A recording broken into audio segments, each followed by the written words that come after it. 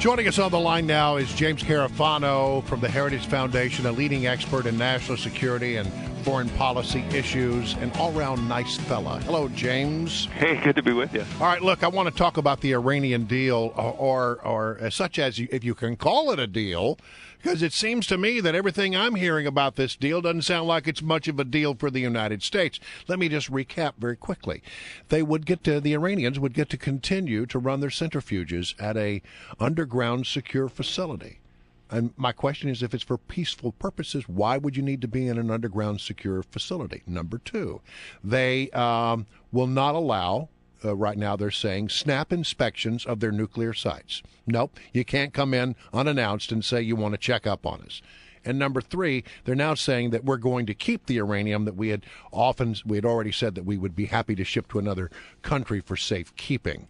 What kind of deal is this? What's in it for us? Well, the point you left off is they also said, and we want sanctions released up front, which means we want all the money we need to run our regime, pay off corrupt officials, suppress our own people, fund the rebels in Yemen, fund Assad, fund Hamas, fund Hezbollah, fund the Shia militias, which are committing human rights abuses in Iraq.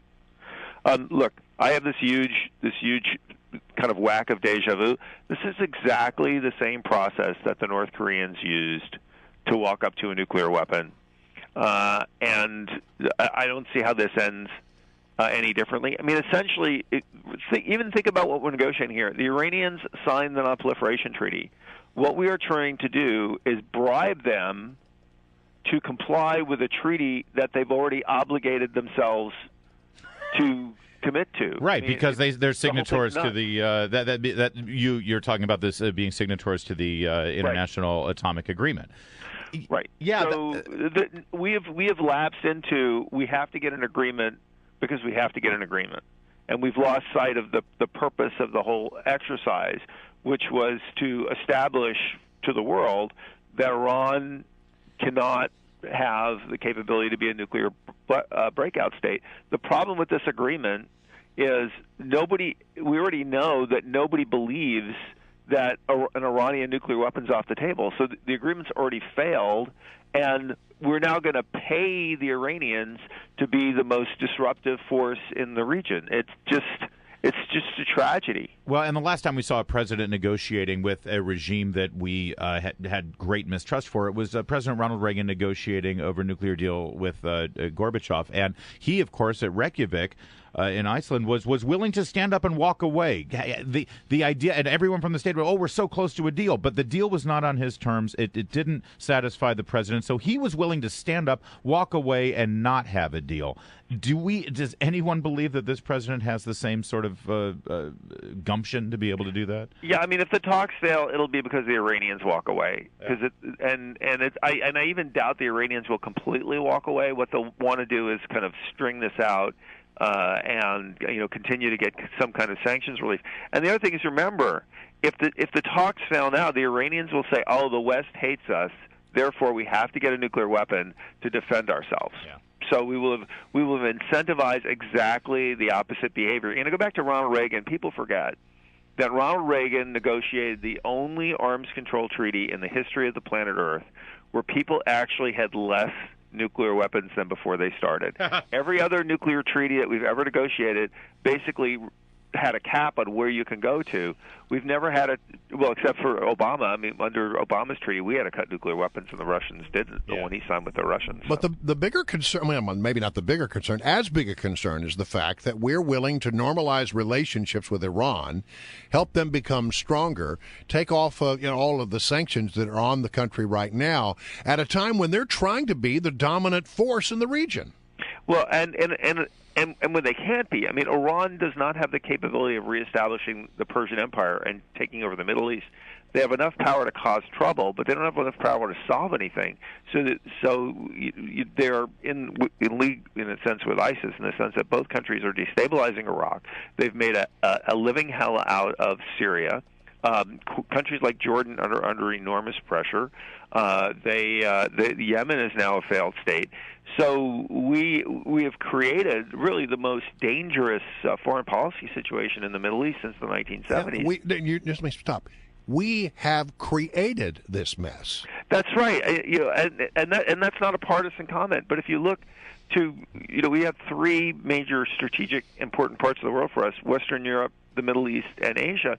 If you look to our troubles in all three places, you can really trace the acceleration of those policies, the problems, the policy decisions that we've made and implemented over the last 6 years. That's just a fact. I mean, even Democrats are saying, even the president's supporters are saying that now. People are distancing themselves to the point that, in 2016, nobody's going to be running for president saying 8 more years of Obama's foreign and defense policy, because it is Washington's actually become bipartisan. Everybody recognizes the president's policy failings. That voice you hear is Jim Carafano of Heritage Foundation, and I just invoked Reagan there. And let me just another great phrase from Reagan when he did have that nuclear deal with Gorbachev was trust but verify. Right. Where is the verification mechanism here from your understanding of this nuclear deal with Iran? There's certainly no trust there. I mean, anybody who walks away from this table saying, well, we can trust these guys is dumber than I thought. So what about the verification? Right. So this is what you have to ask yourselves. Are there stronger verification measures in place now as a result of the deal as we understand it, than there were before, which allowed Iran to create a covert nuclear weapons program to begin with? And the answer is no. So let me just unpack that for a second. Under the current verification process and inspection process, Iran has been able to covertly, under the table, build up their nuclear program to the point that forced us to the table. I mean, obviously, everyone's concerned about it. When we walk away from the table, it will be less stringent on them? Well, it'll be no more stringent. Oh, it'll basically be the same inspections regime. I mean, we could debate whether it's less or more, but the point, we could debate whether it's less or it's equal to what was there before. But the point it's